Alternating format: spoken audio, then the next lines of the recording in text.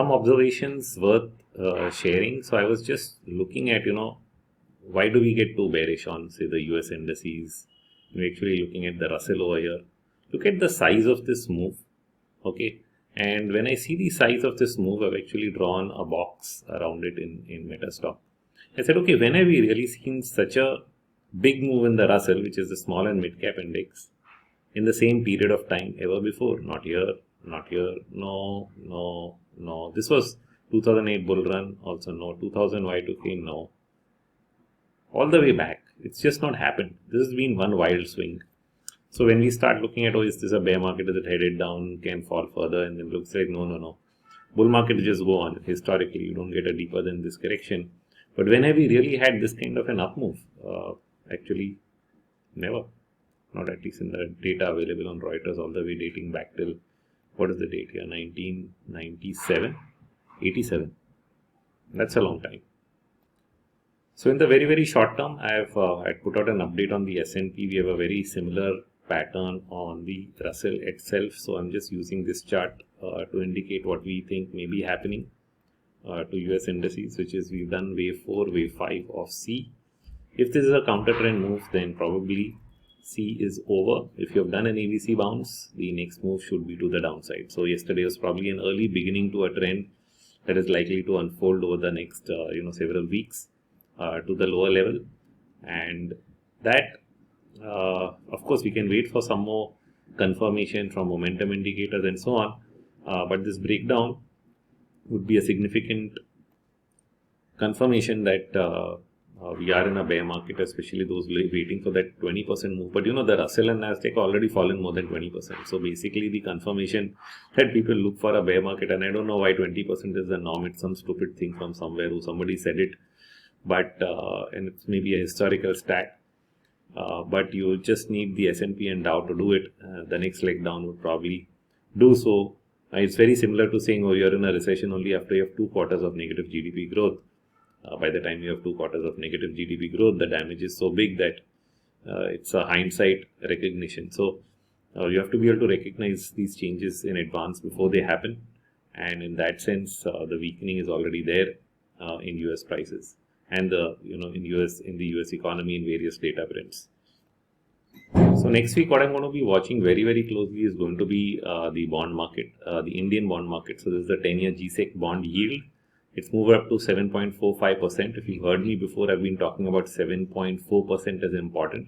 Now, it hasn't taken out this previous high, which is still due. So this high which we made recently, 7.49. But the reason to give it importance is that moment I move to a monthly chart, I have a downward slanting channel starting all the way from here, 2013 high, and then again here in 2018 high. And this one comes in at 7.4. So once we start trading above 7.4, we are breaking out of this downward channel. And a breakout from this downward channel then indicates that we have far higher to go. If you use channel statistics, you would essentially measure the size of the channel and then project it to the upside. But we also have this trend line of the previous highs coming in. If I take a trend line of the highs based on a line chart, it would be at around 8.67%. If I take it based on the bars, then it would actually stretch all the way to 9% or so, and that's a level which we are risking in what should be wave B of a long-term triangular structure. Okay, now this data is not clean, so I'm trying to use a line chart over here.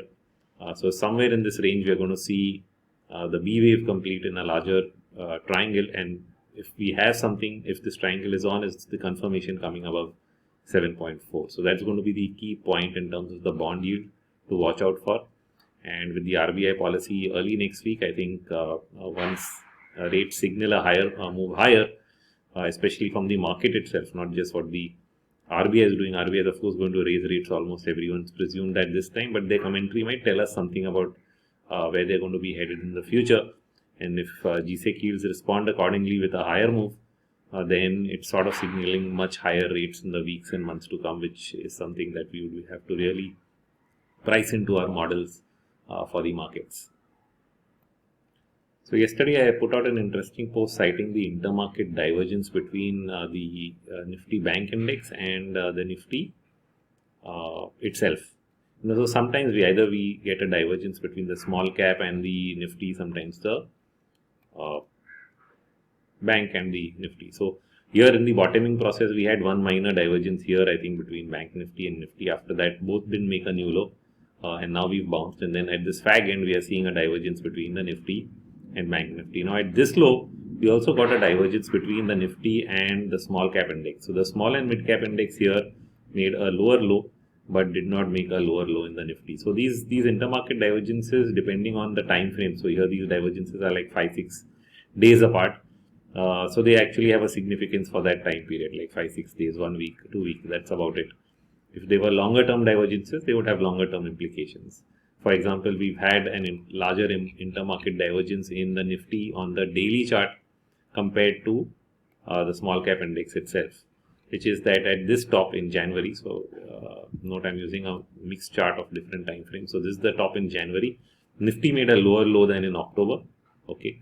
But the small cap index actually made a higher high. So if you actually scroll in out, and we'll actually look at this. So this is the lower low in the Nifty, and this is the higher high in the small cap index. And so that was an index that was outperforming and making a high. In fact, at this point, even the IT index made a higher high, and all of those actually topped out here, from where we've seen this larger ABC kind of decline both in the small cap and IT indices.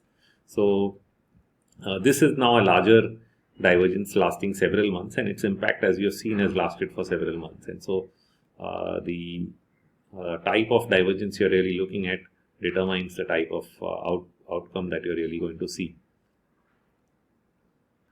So as we try to confirm this trend reversal that we've seen in the Nifty as it started to roll over from around 16,750 is where the 61% retracement mark was.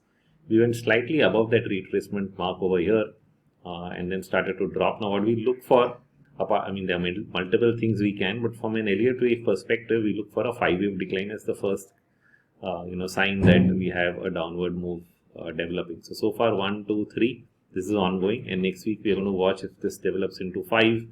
What a 5-wave move really depicts is that it is the start of a trend. No move in 5 waves really ends at that point of time. There's usually a counter trend bounce and another wave.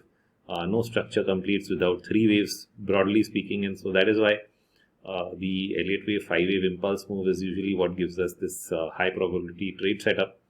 And we're going to be watching whether this fall develops into 5 waves. That will sort of give us more confidence about an upcoming decline in equity prices.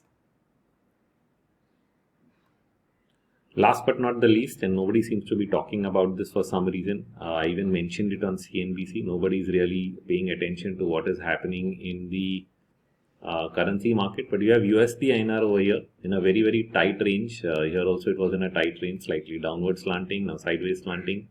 Possibly I can say that, these are waves 1, 2, in a zigzag, maybe this is triangular for all you know, and what we are looking at is a move to the upside. So we haven't had a breakout, but if we do break out of this, say above 77.80 or above 78, then we're probably headed much higher to above the 80 rupee mark is what I'm beginning to sense, and watching for this because see for this entire bounce in equity, USD INR has just gone flat, it's gone sideways. You haven't really seen a move either way. And it's sort of looking like a consolidation, and the next move in the currency market, which may also get triggered by the RBI next week for all you know, is what we'll really be looking for. Because note, even this was triggered in May by the RBI. I think just before the Fed spoke that day, they came out. Initially the currency dropped, and then because of course they raised rates, and then it just took off. So you have to understand why it goes both ways. First, it strengthens because whenever you raise interest rates, you're sort of attacking the interest rate parity theory, which is that if your rates move higher, then it's good for your currency. But once that has already happened, then the market starts looking at whether those higher rates are bullish or bearish.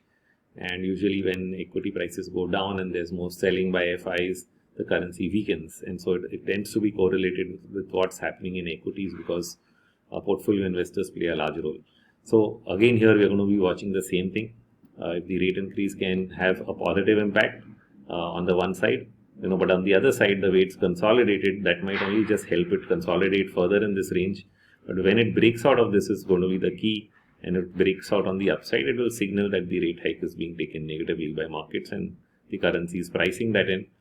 and that's where you get that move to the upside. So it will be like a repeat of what we've already just seen here in the month of May. Let's see if the same happens, and I'm sort of anticipating you'll see the same kind of pattern in the next couple of days.